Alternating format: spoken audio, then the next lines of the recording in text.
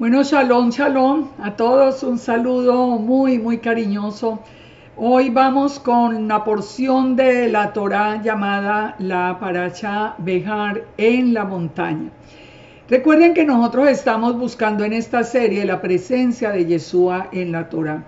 El propósito de la Torá es Yeshua, nos dijo Pablo, y nosotros estamos mirando la conexión que hay entre cada una de las palabras de las porciones de la Torá con todas las promesas que nosotros esperamos que de Yeshua, fuera de todas las que ya se han cumplido tan maravillosas como traernos de nuevo a la vida espiritualmente, como injertarnos en el olivo de Israel, como devolvernos a nuestra identidad. Y hoy vamos a ver hoy vamos a estudiar promesas absolutamente maravillosas que nosotros podemos confiar y creer sin duda alguna, porque nosotros tenemos un Elohim verdadero, un Elohim fiel que no falla a su palabra. En este día vamos con la Parashá Behar, como les dije, en la montaña, y la porción de la Torá es de Vayikra o Levítico 25:1 al 26:2. Prácticamente es un solo capítulo, pero es un capítulo muy largo, muy intenso y con muchísimo contenido y con muchas promesas. Vamos a hablar entonces en esta porción del descanso de la tierra. En Levítico 25, del 1 al 7, vamos a encontrar todo lo que hace referencia al año sabático o al Shemitah de la tierra. Lo primero que nosotros tenemos que entender para poder tener una conexión importante con este mandamiento es que nosotros sabemos que la tierra es del Eterno. ¿Dónde lo encontramos? En esta misma porción lo vamos a leer en el verso 23, Levítico 25:23. Cuando el Eterno dice, la tierra no se venderá a perpetuidad, porque la tierra mía es, pues vosotros forasteros y extranjeros sois para conmigo.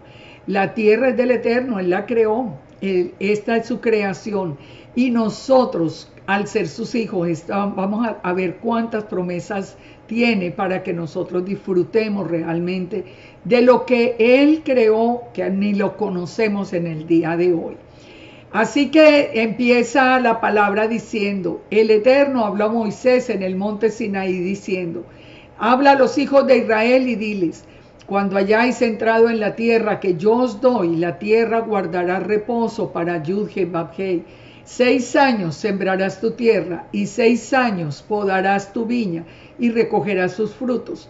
Pero al 7º año la tierra tendrá descanso, reposo para Yahweh, no sembrarás tu tierra ni podarás tu viña. Así que fíjense, cuando nosotros entendemos que la tierra es del Eterno, nosotros entendemos por qué Él nos da las instrucciones, pero también nosotros vamos entendiendo la plenitud del plan del Eterno. Nos dice acá, 6 años sembrarás la tierra, 6 años podarás la viña y recogerás sus frutos. Si nosotros vemos el plan completo, son 6.000 años, 6.000 años de la vida del hombre y 1 milenio de reposo también para nosotros. Es el mismo patrón el que se sigue, en este caso para la tierra, cuando el pueblo entraba en la tierra prometida. Fíjense, nos dice entonces acá en este capítulo 25, durante 6 años sembrarás la tierra, la podarás y recogerás frutos, pero el 7º la tierra tendrá descanso. Al tener descanso la tierra, dice, el reposo para Yud-Hei Vav-Hei, no sembrarás la tierra ni podarás tu viña. Lo que de suyo naciere en tu tierra segada, no lo segarás, y las uvas de tu viñedo no vendimiarás. Año de reposo será para la tierra. Mas el descanso de la tierra te dará para comer a ti, a tu siervo, a tu sierva, a tu criado, al extranjero que morare contigo, y a tu animal, y a la bestia que hubiere en tu tierra. Será todo el fruto de ella para comer. Fíjense, si nosotros nos vamos despacio con cada una de estas palabras, las promesas que encontramos.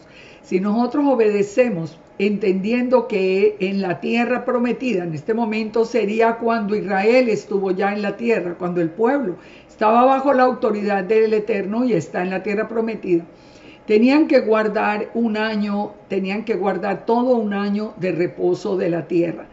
Un año en el que no se iba a trabajar la tierra.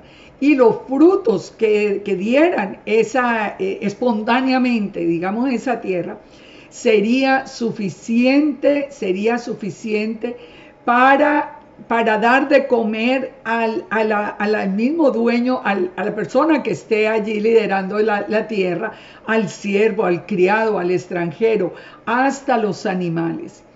Así que una promesa muy, muy, muy hermosa que nosotros encontramos aquí es que Él es Yahweh Jireh, nuestro proveedor. Nosotros podemos confiar. Empecemos por hacer un paréntesis de reflexión. Cuando nosotros nos encontramos con el tema del Shabbat, ¿cuál es el temor que nos asalta inmediatamente? Que vamos a descansar el sábado.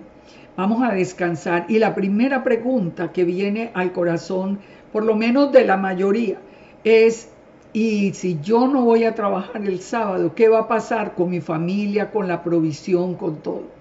Fíjense que yo creo que todos hemos experimentado y hemos pasado por ese tipo de decisión.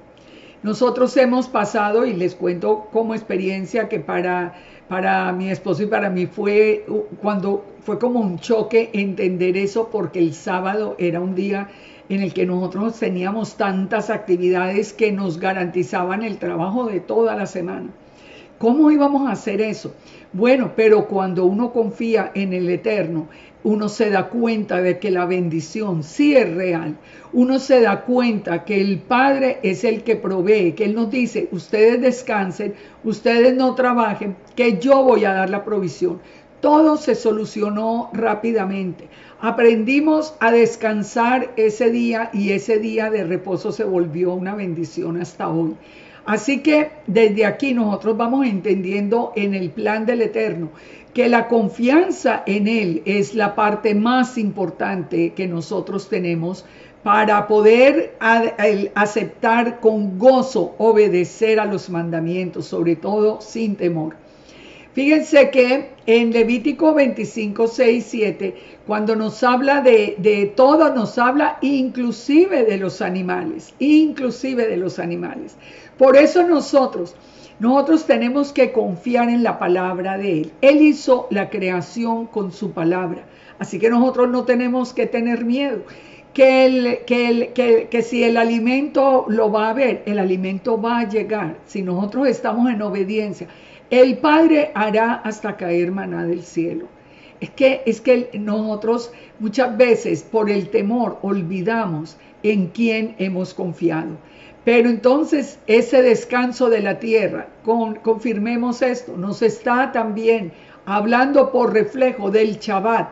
¿Y quién es el Señor del Shabbat? Es Yeshua.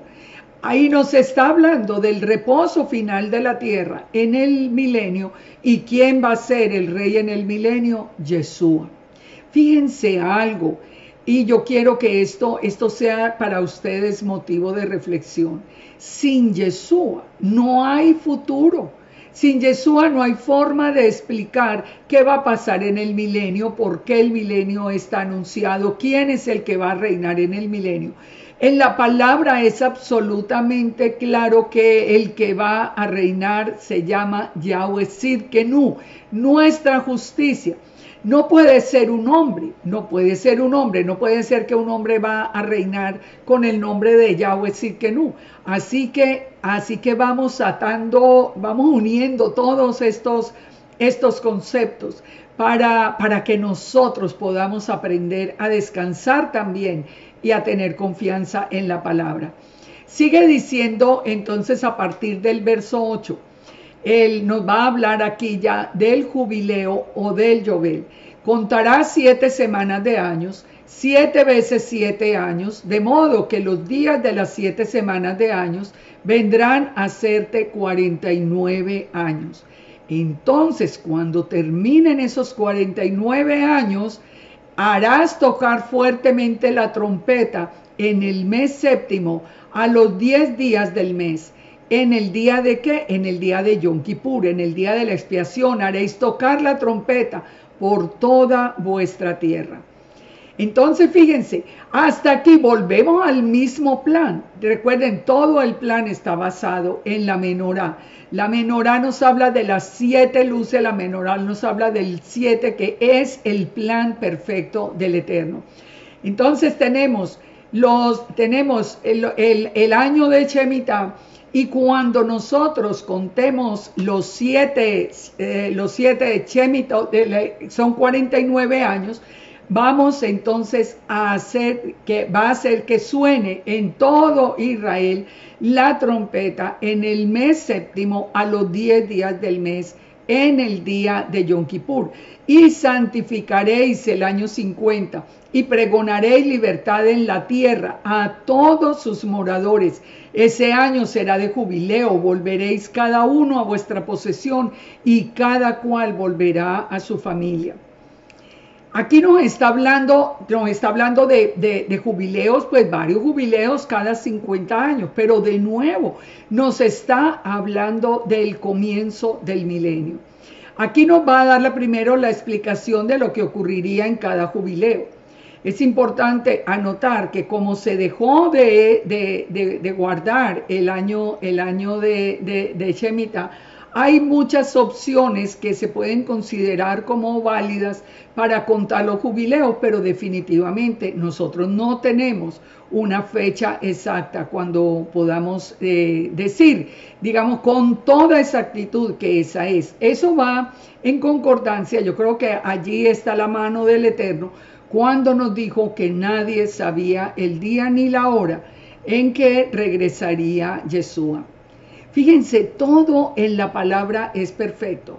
Si nosotros tuviéramos esa cuenta perfecta, nosotros diríamos, pero ¿cómo que nadie sabe si Él tiene que venir en un año de jubileo?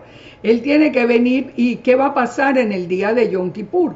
Nosotros, ¿por qué el jubileo comienza, la libertad comienza en un día de Yom Kippur? Si nosotros retrocedemos al estudio de las fiestas, nosotros sabemos que Yeshua viene en el día de Yom Teruah, pero en el día de Yom Kippur comienza el juicio al mundo, y el juicio al mundo es el que nos garantiza a nosotros la libertad, porque Él toma el control del mundo entero. Así que nosotros estaremos en ese día celebrando el jubileo de libertad.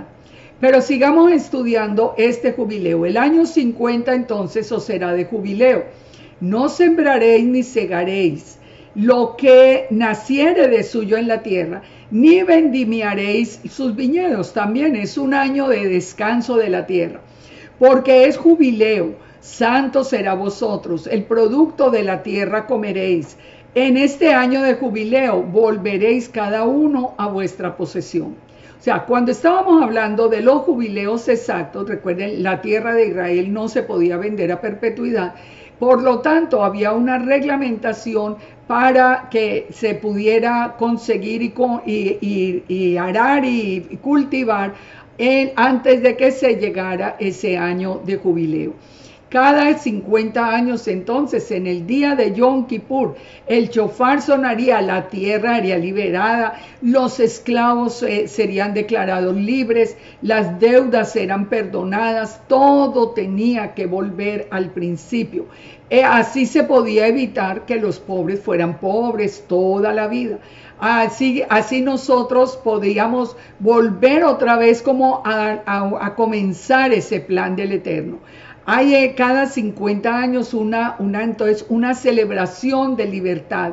La tierra entera tenía que descansar y tenía que haber sonidos de alegría. Eso es lo que significa la palabra Yobel. Entonces nos dice en el verso 11, el año 50 será de jubileo, será santo. Y todos podemos disfrutar de la tierra, y la tierra volverá a sus dueños. Esto nos trae a nosotros muchísimas promesas, pero nos trae, como les digo, sobre todo el entendimiento de las fiestas de otoño. Las fiestas de primavera nosotros sabemos que Yeshua ya las cumplió y ya lo hemos estudiado literalmente.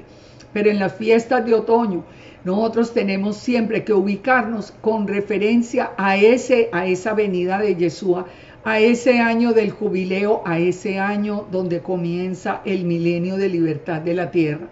Así que en Yom Teruah llega Yeshua, en Yom Kippur empieza el juicio y la libertad, nosotros somos libres, y en Sukkot va a ser ya la reunión de la novia con Yeshua, de su pueblo Israel, del remanente que quedó fiel con Yeshua. Todo esto nosotros lo encontramos a través de los profetas también. Miremos Isaías 35:1. Dice: se alegrará en el desierto y la soledad. El yermo se gozará y florecerá como la rosa. Florecerá profusamente, y también se alegrará y cantará con júbilo. La gloria del Líbano le será dada, la hermosura del Carmelo y de Sarón. Ellos verán la gloria de Yahweh, la hermosura del Dios nuestro. Fortaleced, dice entonces, para ver todo esto, fortaleced las manos cansadas, afirmad las rodillas endebles, decid a los de corazón apocado, esforzados, no temáis, he aquí que nuestro Elohim viene con retribución, con pago, Dios mismo vendrá y nos salvará. ¿Cómo necesitamos esas palabras en este tiempo? Cuando nos encontramos desanimados, oprimidos, cuando estamos siendo esclavizados por toda esa simiente de la serpiente que se adueñó literalmente de la tierra. Pero nosotros confiamos porque la palabra nos dice que estamos del lado del vencedor. Así que si usted siente sus manos cansadas, sus rodillas endebles y su fe está pasando por un momento de crisis, la palabra que nos dice hoy el Eterno es: esforzaos, no temáis. Nuestro Elohim viene con retribución, con pago. Él vendrá, Él nos salvará, Él viene a hacer justicia. Dice entonces: los ojos de los ciegos serán abiertos, los oídos de los sordos se abrirán. El cojo saltará como un ciervo, cantará la lengua del mudo, porque aguas serán cavadas en el desierto y torrentes en la soledad. Fíjense las promesas, sigue diciendo: el lugar seco se convertirá en estanque, el sequedal en manaderos de agua, la morada de chacales será lugar de cañas y juncos. Hoy estamos viendo todo esto, la morada de chacales. Vemos a estos chacales acabando con la tierra, acabando con los cultivos, acabando con el alimento. Todo lo volveremos a ver nosotros en la abundancia en el mismo momento en que se cumplan los tiempos establecidos por el Padre. Y habrá allí calzada y camino, y será llamado camino de santidad, y ningún inmundo pasará por él, sino que él mismo, Elohim, estará con ellos, y el que anduviere por ese camino, por torpe que sea, no se extraviará. Así que recordemos, el Eterno va a ser rey sobre toda la tierra. No temamos, ahora por lo menos estemos alerta de no caer en el engaño de la bestia. Pero nosotros nos tenemos que esforzar y reforzar nuestra fe, porque nosotros sabemos que el Eterno viene a reinar, Nosotros, ¿cuántas veces cantamos: este es el año del jubileo, el cojo saltará, el sordo escuchará? Y aquí hago un llamado a la iglesia. ¿Cómo se canta con tanto gozo, pero no se conoce la fiesta? No se conocen las fiestas. Esta es la hora de regresar a la palabra, de regresar al cumplimiento de lo que está ordenado en este momento por el Padre, cuando ha movido su nube y nos ha llevado a estudiar la Torá. Cuando nosotros entendemos este plan del Eterno, este plan de los 7 años, de los 7 años, 7 veces para llegar hasta el año de jubileo, nosotros entendemos una fuerte discusión que siempre se presenta por esta época alrededor de Pesaj, que es en relación a la fiesta de primeros frutos y a la fiesta de Shavuot, porque nosotros estamos hablando de que la fiesta de Shavuot desde la fiesta de primeros frutos tenemos que contar 7 semanas, pero la parachá nos dice, la Torá en Levítico 23:16 nos dice muy claro, nos da una clave absoluta que es que se contarán las 7 semanas, pero cuando vamos a declarar el día de Shavuot, debe terminar un día de reposo. Al día siguiente del 7º día de reposo, desde la fiesta de Yom HaBikurim o de los primeros frutos, es Shavuot. Shavuot tiene que ser después de un día de reposo. Estas instrucciones del Shemitah, del Yobel, de la relación entre primeros frutos y Shavuot es exacta. ¿Por qué permitir que los hombres lo cambien simplemente por demostrar que Yeshua fuese un falso profeta? Que no resucitó en la fiesta de primeros frutos 3 noches y 3 días. Eso es toda la razón. Pero ¿por qué hacerlo cuando nosotros seguimos la instrucción? Todo es perfecto. Sigamos entonces en Levítico 25. Vamos a ver cómo negociar la cosecha.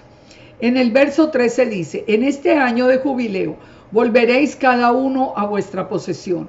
Cuando vendiereis algo a vuestro prójimo o comprareis de mano de vuestro prójimo, no engañe ninguno a su hermano. Conforme al número de años después del jubileo, comprarás a tu prójimo. Conforme al número de años de los frutos, te venderá él a ti. El precio de la tierra que estaba siendo cultivada tenía que ir de acuerdo al número de años que faltaran para el jubileo o al número de años que ya se habían corrido desde el pasado jubileo. ¿Por qué? Porque en el año 50 la tierra tenía que volver al dueño. Si yo era la dueña de esa tierra, entonces, de todas maneras, si ya se acercaba el jubileo, pues esa tierra le iba a pertenecer al comprador únicamente por los años que faltaran. Entonces no era justo pagar lo mismo que si la hubiera comprado cuando faltaran, por ejemplo, 48 o 49 años para el jubileo. Ese es el sentido. Pero cuando nosotros venimos a ver lo que es ya el jubileo completo, el reinado del Eterno sobre la tierra, nosotros también lo entendemos. El Eterno viene a reinar en su tierra, en su tierra. La tierra le vuelve a pertenecer a Él. Por eso nosotros, cuando entendemos todo este plan, dejamos de mirar el futuro con tanto pesimismo cuando nosotros sabemos que de todas maneras volveremos a disfrutar de la creación que el Eterno hizo para su pueblo. Dice, no engañe ninguno a su prójimo, sino temed al Eterno, porque yo soy Yahweh vuestro Elohim. Ejecutad pues mis estatutos y guardad mis ordenanzas y ponedlos por obra, y habitaréis en la tierra seguros. Nadie lo engañe, nadie engañe a nadie, porque el Eterno, hay que tener temor del Eterno. El Eterno es el que está allí de por medio. La tierra de Israel, recuerden, la tierra de Israel, el Eterno dijo, no se puede vender a perpetuidad, es del Eterno. Jeremías 2:6 dice, y no dijeron, ¿dónde está Yahweh que nos hizo subir de la tierra de Egipto, que nos condujo por el desierto, por una tierra desierta y despoblada, por tierra seca y de sombra de muerte, por una tierra por la cual no pasó varón, ni allí habitó hombre, y os introduje en tierra de abundancia, para que comieseis su fruto y su bien, pero entrasteis y contaminasteis mi tierra, e hiciste abominable mi heredad. Lo que el Padre nos ha prometido siempre, nos lo ha prometido en abundancia, pero nos exige obediencia. Esto es absolutamente claro. Cuando nosotros en la vida diaria estamos obedeciendo al Eterno, ¿qué vemos sobre nuestra vida? La bendición, la provisión, la protección. Pero ¿qué es lo que ha hecho Israel siempre? Entra en la tierra, pero entra a volver otra vez a los ídolos, a volver otra vez a traer todo lo abominable. Muchos entonces empiezan a hablar del Eterno como un Elohim, de venganza, como un Elohim de retaliación. Y no, El Eterno nos está, lo que nos promete a nosotros para vivir una vida tranquila, con una vida con prosperidad, una vida con tranquilidad, con fe, con alegría. Es lo único que nos pide a nosotros, es que nosotros tengamos obediencia a su palabra. Sigue diciendo, la tierra dará su fruto y comeréis hasta saciaros y habitaréis en ella con seguridad. Recuerden, ustedes recuerden algo que es muy importante. Ustedes recuerdan que Yeshua cuando vino, y recordemos que Yeshua es la imagen visible de Elohim. Eso es lo que nos dice a nosotros la palabra. Esto no es nada que esté puesto aquí de una manera forzada. Él es el mismo Elohim. ¿Recuerdan lo que hizo cuando en ese pasaje tan conocido de la multiplicación de los panes y los peces? Recuerden que era una multitud, dice que había más de 5,000 personas. Tenían únicamente esos pocos panes y peces. Estamos hablando de 5 panes, de 2 peces. ¿Qué representan esos 5 panes? Los 5 libros de la Torá. ¿Qué representan los 2 peces? Las 2 casas de Israel. ¿Y qué fue lo que hizo Yeshua? Dile que se sienten y vamos a darles de comer. Eso parecía imposible, pero el poder que tiene nuestro Elohim hizo que todos comieran hasta saciarse. ¿Y que quedó al final? Las 12 cestas, con todo el pan y los peces que habían sobrado. Entonces entendamos esta figura, esto que hemos aprendido, no solamente como un milagro, sino como una promesa. Si nosotros obedecemos, si nosotros estamos allí bajo esos 5 libros de la Torá que representan esos 5 panes, y los 2 peces, estamos bajo la cobertura de Israel, que es el pueblo del Eterno. El Eterno va a dar la provisión completa a su pueblo en todo el tiempo. No nos tendremos que preocupar a ver de dónde vamos a sacar la provisión. Vendrá del lado del Eterno. Y al final quedan los 12. ¿Por qué al final? Porque recuerden que después del milenio entramos en la Nueva Jerusalén por las 12 puertas, donde tendrá los nombres de las 12 tribus de Israel. Fíjense y verá que todo eso es perfecto, que si nosotros lo entendemos, nosotros no tenemos que ir a buscar ni en otros dioses, ni en prácticas, ni en nada. Nosotros lo único que tenemos que hacer es confiar en el Eterno y obedecer su palabra. La carga es sencilla, es fácil, mi yugo es fácil y ligera mi carga, dijo Yeshua. No, Él no nos pide nada en obediencia que nosotros no podamos hacer. Es tan fácil creerle al Eterno, es tan fácil obedecerle. ¿Por qué no hacerlo si tenemos tantas promesas? ¿Saben una de las razones por las que no lo hacemos? Porque nosotros mucha gente no ha podido entender lo que dice Isaías 55:8. Porque mis pensamientos no son vuestros pensamientos, ni vuestros caminos mis caminos, dice Yud-He-Vav-He. Dice, como son más altos los cielos que la tierra, así son mis caminos, más altos que vuestros caminos, y mis pensamientos más que vuestros pensamientos. Les digo yo que recibo tanto correo, tantas preguntas que contesto con el alma, con todo gusto. Yo me sorprendo de ver cómo tantas personas analizan el pasado, el presente y el porvenir a la luz de nuestro propio pensamiento y a la luz de nuestras propias capacidades. Pero ¿cómo va a ser que eso suceda en el futuro? Entonces yo siempre les digo, pero si el Eterno hizo esta creación tan hermosa de la nada, solo con el poder de su palabra, ¿qué hay difícil para el Eterno? Cuando nosotros medimos nuestra propia fuerza, nosotros no tenemos nada que hacer. Pero cuando nosotros confiamos en el poder del Eterno, nosotros sabemos que eso es verdad. Es que saben que ha hecho el enemigo, ha hecho que perdamos la fe o que la gente pierda la fe en la palabra del Eterno. Entonces hablan de quién le escribió, que hacen traducciones falsas, hacen de todo. Eso no es verdad. El Nuevo Testamento, el Nuevo Testamento, eso es mentira. Y la gente empieza a perder la fe y se confunde. Pero todo esto es plan del enemigo. La palabra es perfecta, la palabra nos fortalece, la palabra es la que penetra hasta lo profundo de nuestro corazón, es la que nos lleva a la fe incondicional en el eterno, que es la que nosotros tenemos que tener. Volvamos a Levítico 25 y vamos al 23. La tierra no se venderá a perpetuidad, porque la tierra mía es, por tanto forasteros y extranjeros sois para conmigo. Aquí está hablando de la tierra de Israel, que fue la tierra prometida, pero cuando Él venga, la tierra será gobernada enteramente por Él. Por tanto, en toda la tierra de vuestra posesión otorgaréis rescate a la tierra. Ahora fíjense en la redención de la tierra, lo que vamos a entender.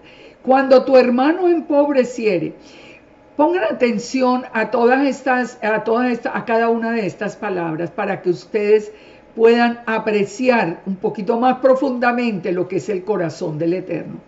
Cuando tu hermano empobreciere y vendiere algo de su posesión, su pariente más próximo vendrá y rescatará lo que su hermano hubiera vendido. Esto es importante, fíjense y verá. Cuando el hermano empobreciere y venda su posesión, el pariente más próximo vendrá y rescatará lo que el hermano hubiere vendido. Entonces, fíjense acá. La ley de la redención es uno de esos mandamientos que nos hablan de lo que hizo Yeshua por nosotros. Recuerden que Yeshua es nuestro redentor. La redención, ¿qué quiere decir? El pago por la tierra, por ejemplo. ¿Qué fue lo que pasó con nosotros? Nosotros habíamos perdido el derecho entero de entrar en la tierra, de pertenecer al pueblo del Eterno. Y Yeshua, ¿qué fue lo que hizo por nosotros? Él vino y pagó el precio de redención con su propia sangre. Él pagó el precio de redención para que nosotros pudiéramos volver a estar, digamos, en el testamento. Para que nosotros pudiéramos volver a tener ese derecho de ser tanto en la casa de Israel que viene de regreso al Padre, como el derecho a la tierra prometida y el derecho a entrar por una de esas 12 puertas, a tener ya una eternidad con el Todopoderoso en la Nueva Jerusalén. Cuando nosotros vemos los mandamientos para la tierra, podemos entender también el proceso que hizo entonces Yeshua con nosotros. Porque cuando nosotros antes habíamos desligado todo, desligado porque no leíamos la Torá, desligado porque pensábamos que Yeshua había venido a pagar el precio por los pecados que nosotros estábamos cometiendo a diario. No, es el pecado de haberle dado la espalda a la ciudadanía de Israel y a la Torá completa, al Eterno. No, eso era lo que habíamos hecho como casa de Israel. Ahora nos dice en el verso 26, cuando el hombre no tuviere rescatador y consiguiere lo suficiente para el rescate. Es decir, una persona le tocó vender su propiedad. El pariente más próximo la compra para poderla redimir para él, pero si el hombre no tiene quien la rescate y consiguiere lo suficiente para el rescate, contará los años desde que se vendió y pagará lo que quedare al varón a quien la vendió y volverá a su posesión.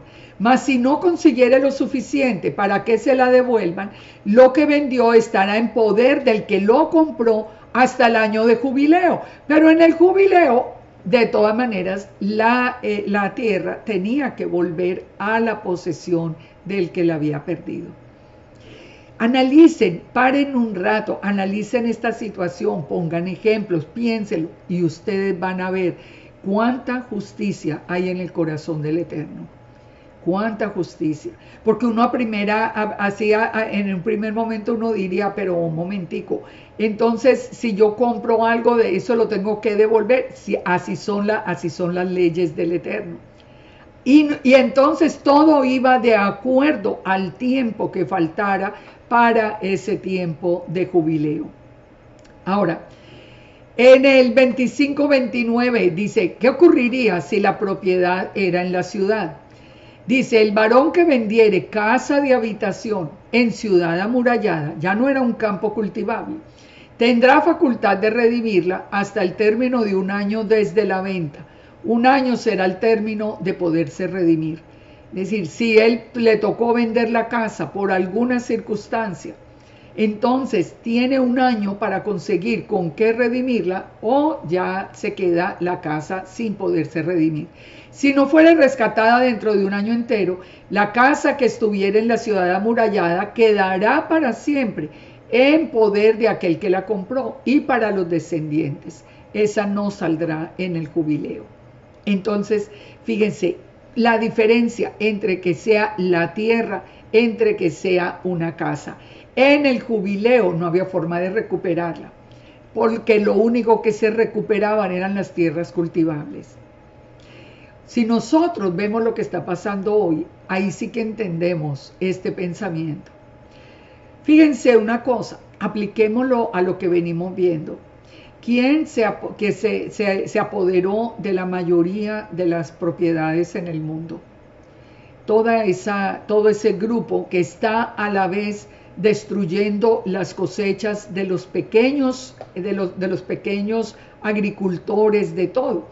Ellos se están apoderando de todo, empobrecen la tierra hasta el punto, empobrecen al dueño de pequeñas parcelas hasta el punto de tenerles que vender la tierra. Eso lo estamos viendo. Y ellos, si ustedes buscan este señor Gates, ¿cuánta tierra tiene ha comprado en los Estados Unidos? ¿Cuántas cosechas él ha comprado para destruir? Nosotros vemos por qué van teniendo el control del alimento y por lógica el control del mundo. El que controle el alimento, el acceso, pues controla el mundo, porque también de eso depende la vida. Y fíjense lo que dice el Eterno. La tierra no puede venderse a perpetuidad. ¿Qué va a pasar cuando el Eterno regrese? Cuando regrese Yeshua, la tierra volverá a sus dueños, será quitado de toda esta gente y el oprobio sobre las naciones será terminado.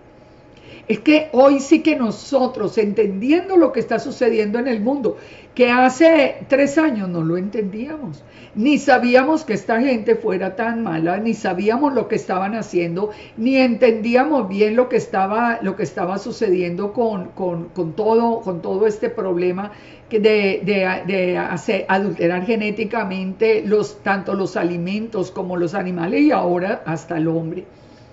Entonces, fíjese, esto es muy importante de irlo entendiendo, porque nosotros vemos al enemigo avanzando en este momento. Por eso nosotros tenemos esperanza. Y dice en el verso 31, mas las casas de las aldeas que no tienen muro alrededor serán estimadas como terreno del campo, podrán ser rescatadas y saldrán en el jubileo. Hoy por hoy, pensemos, no es lo mismo tener un apartamento que no tiene forma de cultivar ni nada, a tener una parcela en el campo. Es completamente diferente. Ahí es donde les digo que vamos entendiendo. Ahora miremos las propiedades de los levitas. Pero en cuanto a las ciudades de los levitas, estos podrán rescatar en cualquier tiempo las casas en las ciudades de su posesión.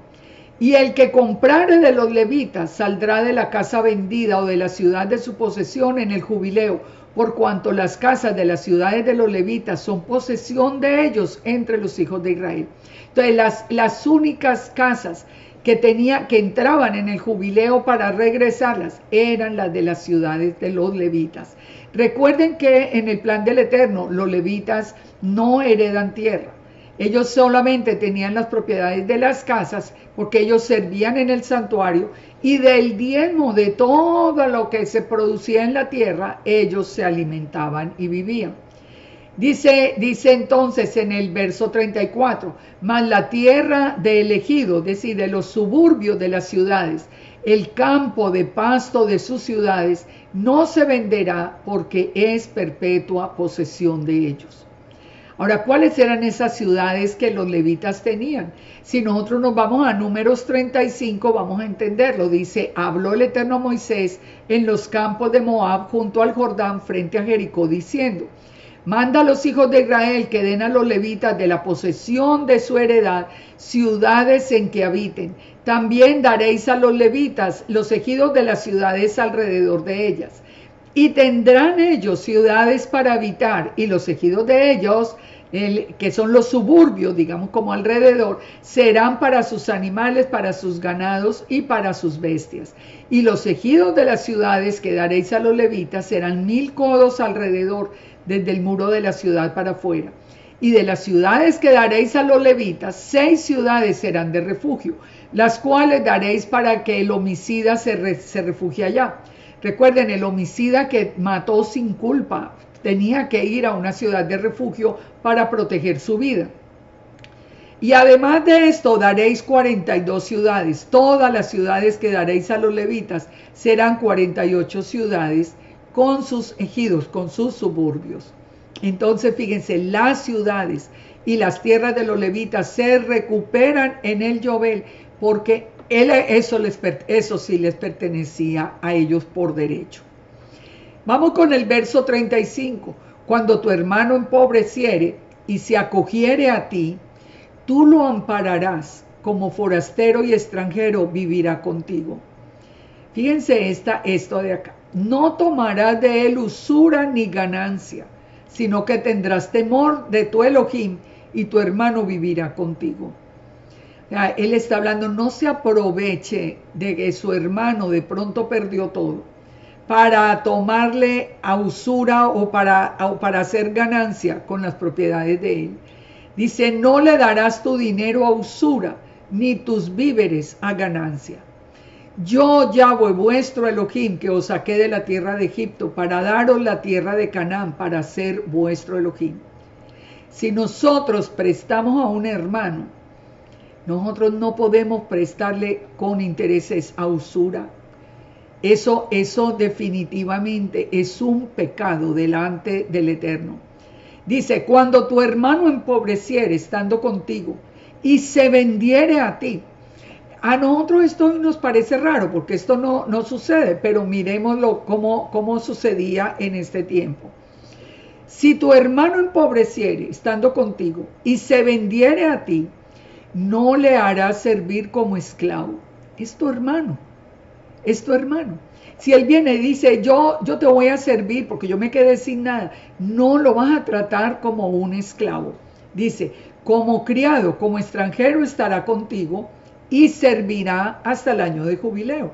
Entonces en el año de jubileo saldrá libre de tu casa, él y sus hijos consigo, y volverá a su familia y la posesión de sus padres se restituirá. Todas las tribus, cada tribu tenía su posesión, su tierra. Esto era lo que tenía que regresar. El Eterno nunca quiere que la pobreza, el pueblo viva en pobreza y a perpetuidad, que eso siga y siga la pobreza. Esto es lo que nosotros tenemos que entender del corazón del Eterno. Porque si el hermano empobrece y nosotros lo podemos ayudar, tenemos que tener en cuenta ese pensamiento del Eterno. Muy importante porque es completamente opuesto a lo que dice el mundo.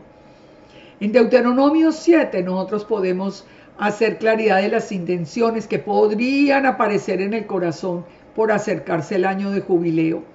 Deuteronomio 7 dice, cuando haya en medio de ti menesteroso de alguno de tus hermanos, en alguna de tus ciudades, en la tierra que Yahweh tu Dios te da, no endurecerás tu corazón, no cerrarás tu mano contra tu hermano pobre, sino que abrirás a él tu mano liberalmente y en efecto le prestarás lo que necesite. Guárdate de tener en tu corazón pensamiento perverso diciendo, está cerca el año séptimo, el de la remisión, y mires con malos ojos a tu hermano menesteroso para no darle, porque él podrá clamar contra ti al Eterno y se te contará por pecado. Fíjense, los ojos del Eterno sobre su pueblo, sobre sus hijos. Pendiente, y Él conoce las intenciones del corazón.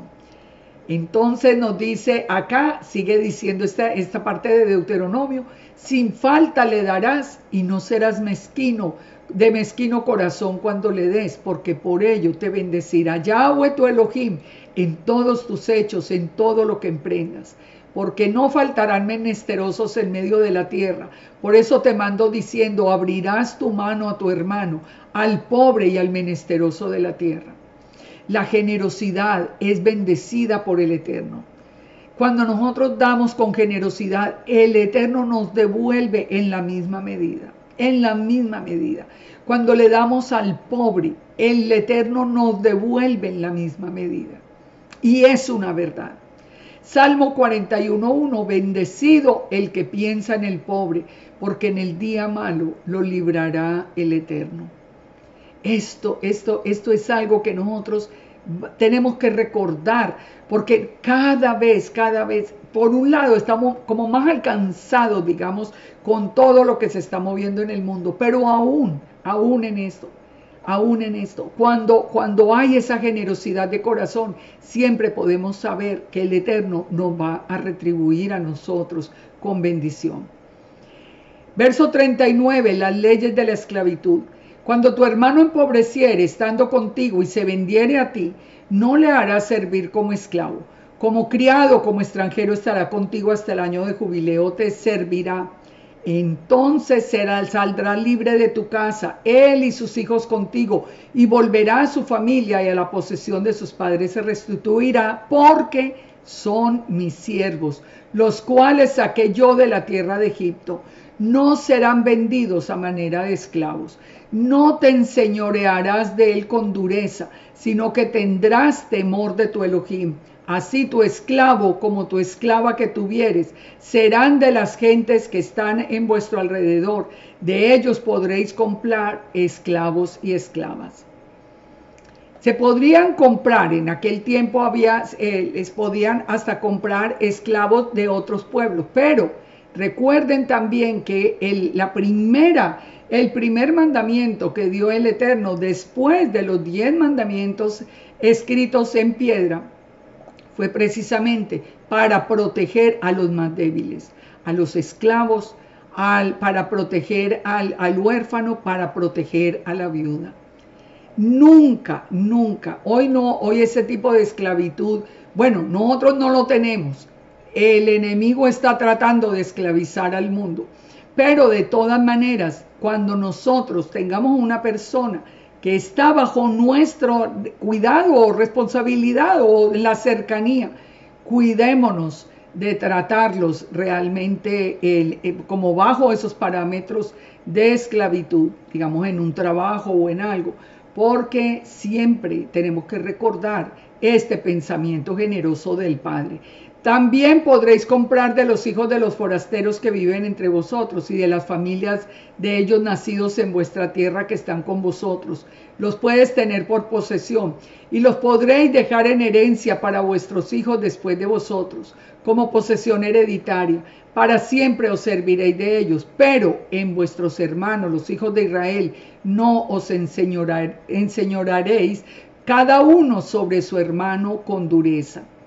Si el forastero o el extranjero que está contigo se enriqueciere y tu hermano que está junto a él empobreciere y se vendiere como forastero o extranjero, un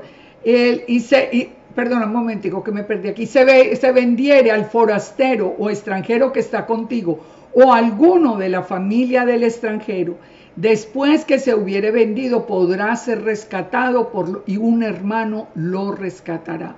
O sea, si es alguien del pueblo que se vende a los pueblos que también tenían el mismo sistema de esclavitud, lo puede rescatar un hermano. O su tío o el hijo de su tío lo rescatará, o un pariente cercano de su familia lo rescatará. Y si sus medios alcanzaren, él mismo se rescatará. Hará la cuenta con el que lo compró desde el año que se vendió a él hasta el año de jubileo, y ha de apreciarse el precio de su venta conforme al número de los años, y se contará el tiempo que estuvo con él conforme al tiempo de un criado asalariado. Así que fíjense, en medio de todo, él siempre tiene que haber no solamente la parte de justicia, sino también que se abren esas posibilidades de redención siempre para los que somos hijos del Eterno. Fíjense que desde el tiempo de Abraham nosotros vemos que era normal que las personas de menos recursos como que se vendieran como esclavos. Dijo en Génesis 15:3, dijo Abraham, mira que no me has dado prole, y he aquí que será mi heredero un esclavo nacido en mi casa. Este tema de la esclavitud, yo sé que es un tema pues muy polémico, pero de todas maneras aquí viene el Eterno a darnos todas las instrucciones, porque recordemos, en Éxodo 21 están todas las instrucciones de la protección de los más débiles y en especial de los esclavos, de los que han sido vendidos como esclavos. Dice, si aún fueren muchos años, conforme a ellos devolverá para el rescate. Estamos hablando del pueblo que se vendió al extranjero, del dinero por el cual se vendió. Y si quedare poco tiempo hasta el año de jubileo, entonces hará cálculo con él y devolverá su rescate conforme a sus años. Como en lo tomado a salario, anualmente hará con él. No se enseñoreará en él con rigor delante de sus ojos. Nunca se enseñoreará con rigor. Algo que tiene que dar testimonio de nosotros, de nuestra obediencia al Padre, de nuestra pertenencia al pueblo del Eterno. Tiene que ser el buen trato con todas las personas alrededor nuestro. Pensemos, hagamos un paréntesis y pensemos un momento. Si un padre de familia o la mamá no da un buen testimonio a los hijos, ¿cómo va a pretender que esos hijos aprendan a amar el Eterno? Si los tratan con dureza, si no los tratan con todo el amor, el respeto, con la provisión, con todo, ¿cómo puede ser? Si una persona en su trabajo dice que es una persona creyente, pero se caracteriza por ser el que trata a todo el mundo como si fuera en tiempos de esclavitud, lejos va a estar el testimonio que esa persona pueda dar. Del corazón del Eterno, lo que sale siempre es la protección del más débil. Sigue diciendo acá, si no se rescatara en esos años, en el año de jubileo, de todas maneras tiene que salir, tiene que acabarse esa esclavitud, y saldrán él y sus hijos con él, porque mis siervos son los hijos de Israel, son siervos míos, a los cuales saqué de la tierra de Egipto, yo Yahweh vuestro Elohim. Entonces, ¿por qué protege tanto al esclavo y al siervo? Porque el pueblo de Israel, su pueblo, era esclavo en Egipto y el Eterno lo sacó con mano dura de Egipto para darnos a nosotros libertad. Entonces, entendamos todo ese pensamiento. En Levítico 26, después de todas estas instrucciones, ¿qué nos dice el Eterno? Levítico 26:1, no haréis para vosotros ídolo ni escultura, ni levantaréis estatua, ni pondréis en vuestra tierra piedra pintada para inclinaros a ellas, porque yo soy Yahweh vuestro Elohim. Y el verso 2 dice, guardad mis días de reposo, guardad el Shabbat, y tened reverencia en mi santuario. Yo, Yud, Hei, Bab, Hei. Fíjense, es muy curioso que después de todas estas leyes de redención, el Eterno comience este capítulo siguiente haciendo la referencia a dos prohibiciones muy claras. No haréis ídolos, no levantaréis estatuas, no levantaréis nada de lo que hoy estamos llenos otra vez. En este tema de la idolatría, nosotros tenemos que recordar con palabra por palabra lo que nos dice Deuteronomio 6. Deuteronomio 6:4, cuando estamos hablando del Shema, dice, Shema Israel, Yahweh Eloheinu, Yahweh Had. Escucha Israel, Yahweh nuestro Elohim, uno es. Y nos dice el verso 5, y amarás a Yahweh tu Elohim con todo tu corazón, con toda tu alma y con todas tus fuerzas. Y estas palabras que yo te mando hoy estarán sobre tu corazón. ¿Por qué vienen estos dos mandamientos? El mandamiento de no hacer ídolos y el mandamiento de guardar los días de reposo, después de este capítulo que hemos estudiado. Fíjense, las personas que hoy se están yendo detrás de Ein Sof, ese Dios del Kabbalah, ¿ustedes creen que cumplen con el Ejad cuando dice amarás al Eterno con todo tu corazón, con toda tu alma y todas tus fuerzas? Ya lo dejaron, se fueron detrás de una energía, eso es un ídolo, eso es un Dios falso. Es que nosotros, y cuántos en este regreso a la casa están caminando en ese camino torcido que el enemigo puso al frente, como algo que deslumbró el corazón de los que habían escuchado el llamado. Todo eso, el Kabbalah que lleva a que las personas levanten el Hamza y levanten toda y se pongan los hilos rojos y hagan todos los rituales que les van a garantizar cosas, les quitan del corazón la dependencia del Eterno. La dependencia del Eterno, todos los mandamientos anteriores dependen de que yo confíe en el Padre. Él es el que me va a devolver a la tierra si yo la perdí. Él es el que me va a proteger. Él es el que va a hacer la provisión. Él es el de todo.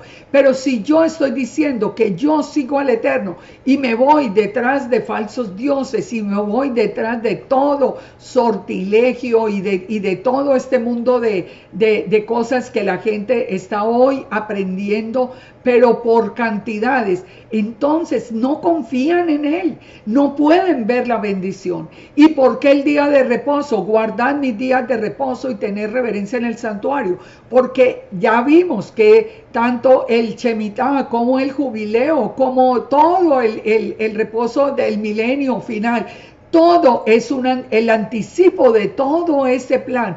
Es el Shabbat. 6 días trabajará y el séptimo es día de reposo. Por eso entonces, cuando nosotros vemos cómo redondea, digamos, estos mandamientos, haciendo que nuestro corazón esté solamente del lado del Todopoderoso, entonces, y guardando el Shabbat, nosotros ahí es cuando vemos el plan que hay detrás, el plan que nosotros tenemos que entender, pero que solamente vamos a soportar cuando nosotros podamos confiar únicamente en el Eterno, únicamente en el Eterno.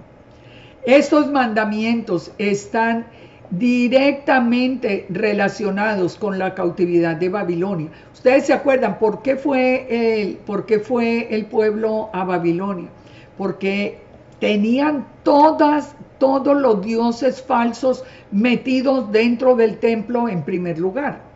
Tampoco se estaba llevando a cabo el descanso de la tierra.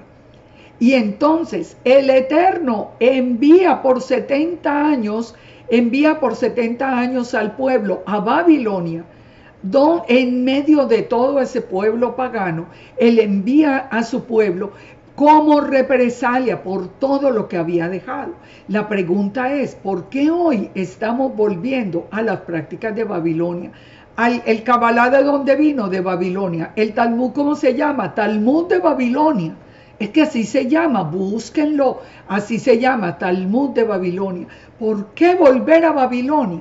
¿Por qué regresar al pecado si nosotros ya conocemos la instrucción fácil que es obedecer al Eterno? Fíjense, aquí aprendimos en esta parashá, y ya con esto termino, aprendimos la semana de 7 días, aprendimos los 7 años, los 7 semanas de años que son los 49 para que comience el jubileo, y también aprendimos que deben pasar 49 días o 7 semanas antes de Shavuot, pero el día antes de Shavuot tiene que ser un día de reposo, tiene que ser un Shabbat. Shavuot siempre será después de un Shabbat en el primer día de la semana. Así que aprendemos claves para obedecer al Todopoderoso. Así que con esto terminamos esta parashá Bear en la montaña. Y yo espero que muchos de todas estas reflexiones hayan quedado en sus corazones. Y vamos a pasar posteriormente a la siguiente porción, donde vamos a aprender todas las bendiciones. Así que los espero en la próxima porción de la Torá, porque vamos a aprender más bendiciones y vamos a aprender cómo el Eterno ha sido fiel con nosotros. Shalom para todos, muchas bendiciones en sus vidas.